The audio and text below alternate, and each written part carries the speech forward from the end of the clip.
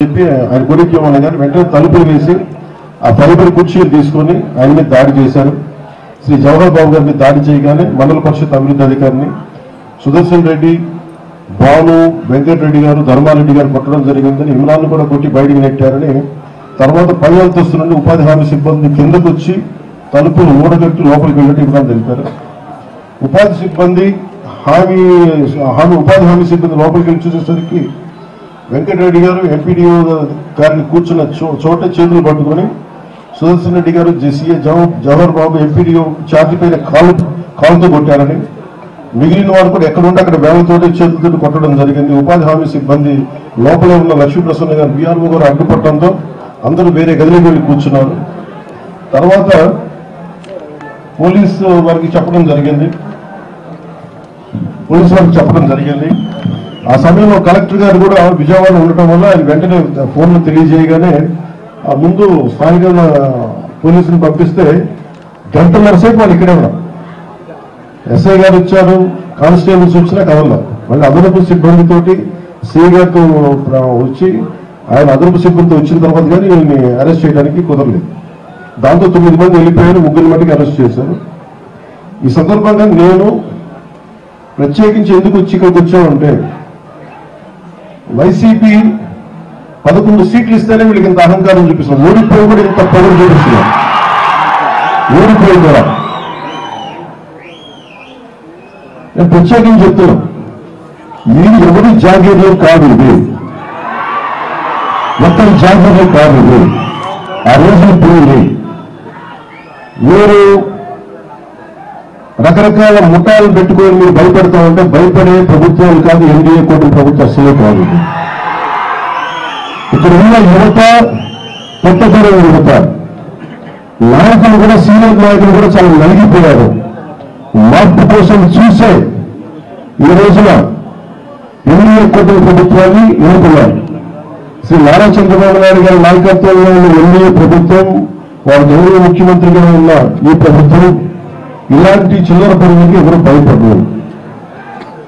ఇంకా పద్ధతి కాదు కాబట్టి భాషని మర్యాదగా మాట్లాడుతున్నాం. మేము ప్రభుత్వంలో ఉన్నాం, ఒకటే మాట చెప్తున్నా, పిచ్చి పిచ్చి భాషను లేకండి.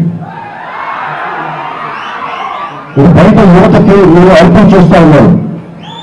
ఇలాంటి పనులు చేస్తూ ఉంటా ఉంటే చూస్తూ ఉంటున్న యువత కాదది.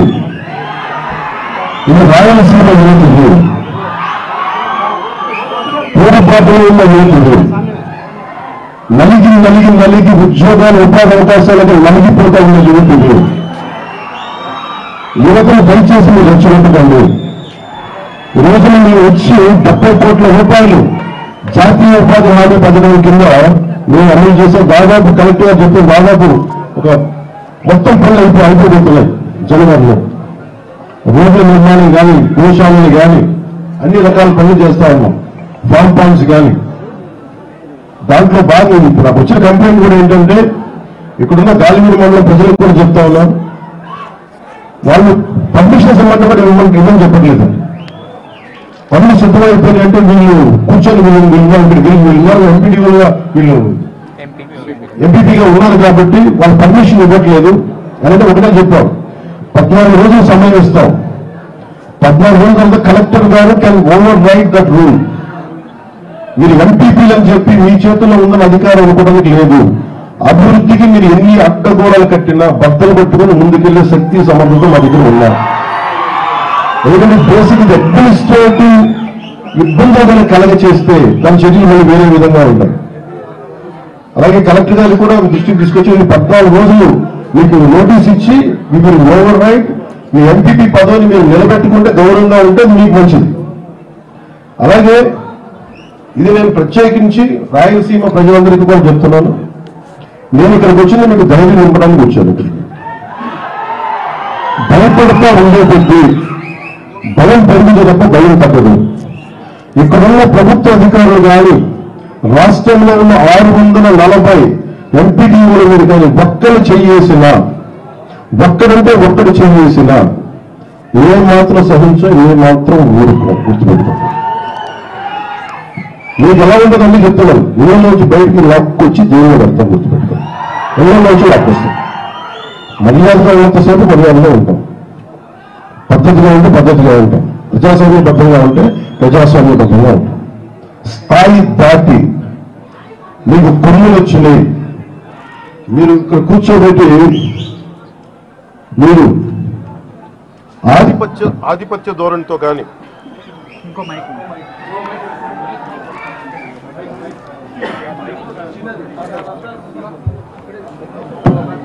మీరు కనుక గత కాలం 5 సంవత్సరాలు మీకు చెల్లిపోయింది. ఈ 5 సంవత్సరాల కాలంలో శ్రీ సుదర్శన్ రెడ్డి గారు వీరి మీద ఈ రోజున జవహర్ గారి మీద దాడి చేయటమే కాదు, గత 5 సంవత్సరాల కాలంలో కూడా ఈయన ప్రతాప్ గారు అని చెప్పి ఒక దివ్యాంగులకు సంబంధించిన ఆయన మీద కూడా దాడి చేశారు. ఆయన కూడా దుర్భాషలాడతారు. అలాగే శ్రీనివాస రెడ్డి గారి మీద కూడా దాడి చేశారు. అలాగే శేఖర్ నాయక్ మీద కూడా దాడి చేశారు. ఇది అలవాటు అయిపోయింది. మీరు 15 మంది మీరు ఎక్కడున్నా కానీ మిమ్మల్ని తీసుకెళ్లి బొక్కలో పెట్టే వరకు మేము గొడవ గుర్తుపెట్టాం. ఎస్పీ గారు కూడా చెప్తాను, డీజీపీ దృష్టి కూడా తీసుకొస్తాను. ఏ ఒక్కరిని ఉపేక్షించేది లేదు. మీరు ఎవరైనా కావచ్చు, మీరు పనిచేసే అధికారుల మీద మీరు దాడులు చేసి సగటు మనుషులు ఇబ్బంది పెడితే ఉపేక్షించే ప్రభుత్వం కాదు, ఉపేక్షించే వ్యక్తులు అస్సలే కాదు. అన్నీ తట్టుకొని వచ్చాం. 5 సంవత్సరాల కాలంలో ఈ పాలనలో ఎంత నలిగిపోయారో ప్రజలు తట్టుకుని వచ్చాం. ఇంకా మన అధికారం ఉంది కదా అని చెప్పి గౌరవ ముఖ్యమంత్రి చంద్రబాబు నాయుడు చాలా సంయమనంతో ఉన్నారు. మా సంయమనాన్ని పరీక్షించదండి, మా సహనాన్ని పరీక్ష పెట్టండి. చాలా గట్టిగా ఉంటుంది చెప్తున్నాం. మీ తాలూకు పరిస్థితి మర్యాదగా మాట్లాడుతూ ఉన్నాం. రాయలసీమ ఒక్కరి కోట కాదు, ఒకరి జాగీరి కాదు, గుర్తుపెట్టుకోండి. మీ ఇష్టానికి వచ్చి గవర్నమెంట్ ఆఫీసులకు వస్తాం, లెక్క పక్క లేకుండా మాట్లాడుతూ ఉంటే మేము ఎవరూ ఊరుకోం. ఈ సందర్భాన్ని పురస్కరించుకొని ఎవరైనా సరే భవిష్యత్తులో ఏ అధికారి ఎంపీటీవీ మీద కాదు, ఏ ఒక్క ప్రభుత్వ అధికారి మీద కానీ జులుం చెలాయించినా, ఇష్టారాజ్యంగా మాట్లాడినా ఒక్కొక్కరికి మీకు భవిష్యత్తు చాలా ఖచ్చితంగా ఒక కళాఖండిగా ఉంటుంది. మా రియాక్షన్ మీరు గుర్తుపెట్టుకోండి. ఇంకా సంస్కారం కాదు కాబట్టి ఇంకా పద్ధతిగా మాట్లాడుతున్నాను. అధికారంలో ఉన్నాను కాబట్టి ఇంకా బలంగా ఇంకా జాగ్రత్తగా మాట్లాడుతున్నాను. మా సహనాన్ని పరీక్షించుకోండి. చాలా పద్ధతిగా మాట్లాడుతూ ఉన్నాం. అలాగే వైసీపీ నాయకులకు కూడా మీ నాయకుల్ని నిగ్రహించుకోమని చెప్పండి. రోడ్ల మీద రైతుల కోసం తను లేని కథలు చెప్పడం కాదు, చేసిన న్యాయానికి కథలు ధర్నా చేయడం కాదు. ముందు ఆయన జవహర్ గారిని నేను ప్రతిసారి మాట్లాడుతున్నప్పుడు ఒక దళిత అధికారిని దాడి చేసేదని మాట్లాడి ఇందులో ఎవరెవరో నా చోట శ్రీనివాసరెడ్డి గారు ఉన్నారు. ఆయన రెడ్డి సామాజిక వర్గానికి చెందిన వ్యక్తి. ప్రతాప్ గారు ఉన్నారు, నాకు ఆయన గురించి తెలియదు, దివ్యాంగులు. అలాగే శేఖర్ నాయక్ ఉన్నారు, ఆయన ట్రైబ్ షెడ్యూల్ ట్రైబ్స్ సంబంధించిన వ్యక్తి. ఇది ప్రతి చోట ఇది ఒక్కరికి సంబంధం లేదు, ఒక జాతికి సంబంధించింది కాదు. కానీ మేము ఏదైనా చేయగలం అధికారంలో ఉన్నాం కాబట్టి సుదర్శన్ రెడ్డి గారి మనుషులందరికీ చెప్తున్నాం. నేను మళ్ళీ ఒకసారి వచ్చి ఇక్కడే తెస్తేస్తాను చెప్తున్నాను. కడపలోనే అన్నమయ్య జిల్లాలో రాయలసీమ వచ్చి కూర్చున్నాం. ఇలాంటి పిచ్చి వర్షాలు చేస్తూ అవసరమైతే నా క్యాంప్ ఆఫీస్ ఇక్కడ పెట్టుకుని సరి చేసే వరకు నేను ఎక్కడో కూర్చొని చెప్తాను. ఇది మా సహనాన్ని పరీక్షిస్తాం. ఎందుకంటే అన్ని తగ్గించి వచ్చాం. రాష్ట్రం బాగుండాలి, రాయలసీమ వెళ్ళిపోతా ఉన్నారు. ఉద్యోగాలు ఉపాధి అవకాశాలకి ఎక్కడికో బెంగళూరుకి తమిళనాడుకి ఎక్కడికో వెళ్ళిపోతున్నారు. వాళ్ళందరూ ఉపాధి అవకాశాలు రావాలి. ఏ విధంగా మేము ఆలోచిస్తా ఉన్నాం. ప్రభుత్వం అధికారులందరూ కూడా మేము బలం ఇవ్వడానికి వచ్చాం, మరి బలాన్ని నిర్వీర్యం చేయడానికి రాలేదు. ఇలాంటి సమయంలో మరి వెళ్ళి దగ్గర పెట్టుకుని మాట్లాడకపోయినా, సోషల్ మీడియాలో పిచ్చి కూతులు కూర్చున్నా, ఇలా ఆఫీసులకు వచ్చి దాడులు చేసినా దీని పరిణామాలు చాలా చాలా చాలా తీవ్రంగా ఉంటాయి. గుర్తుపెట్టు. ప్రత్యేకించి ఈ సంఘటనలు బయటకు తీసుకొచ్చిన మీడియా మిత్రులందరికీ, మీ పత్రికాధిపతులందరికీ, ప్రతి ఒక్కరికి పేరు పేరున ధన్యవాదాలు తెలుపుకుంటూ సెలవు తీసుకుంటాం. ఉమ్మడి కడప జిల్లాలో స్పెషల్ కలెక్టర్ కూడా కొట్టారు సార్. ఉమ్మడి కడప జిల్లాలో భూసేకరణ స్పెషల్ కలెక్టర్ కూడా కొట్టారు సార్. సార్ అని చెప్పండి.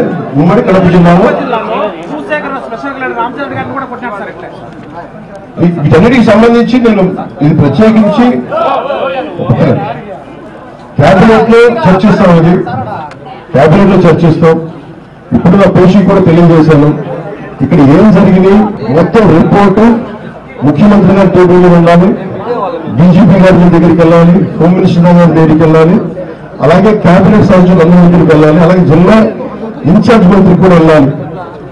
ఇంకా మాట్లాడుతూ ఉంటే ప్రతి చోట ఏమేమి తప్పులు జరిగింది, ఎలాంటి మనకి ల్యాండ్ ఎంక్రోచ్మెంట్స్ ఏం జరిగింది కూడా మన దృష్టిలో ఉన్నాయి. అలాగే అడుగుల్లో బొగ్గుని అక్రమంగా చేసేస్తాను, అది కూడా వెంటనే మేము పిసిసి మాట్లాడడం, ఇవన్నీ కూడా చర్యలు తీసుకుంటాం.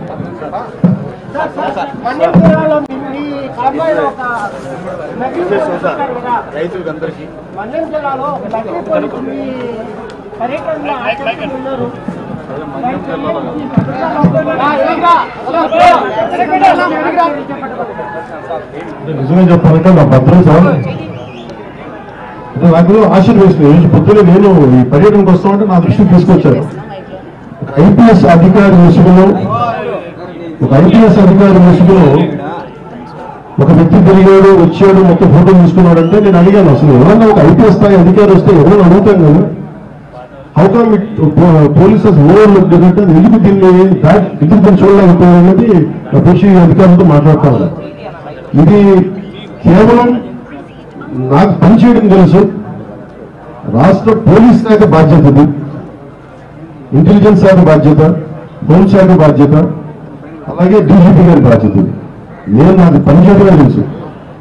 అధికారం ఉందా లేకపోతే పనిచేస్తాం, ఈరోజు అధికారంలో పనిచేస్తాం, రక్షణ ఉన్నా పనిచేస్తాం, రక్షణ లేకపోతే పనిచేస్తాం. అంటే వైకాపా సంబంధించిన కొంతమంది అధికారులు ప్రమేయం ఇందులో ఉందని ఒక వాదన అయితే బలంగా బయటకు వస్తుంది. అంటే అది నాకు అంటే నేను వైకాపా విధానాలను వివరిస్తాం, కానీ ఒక మాట మాట్లాడబోయే ముందు దానికి సరైన ఆధారం లేకుండా మాట్లాడకూడదు. గురించి మాట్లాడాలి.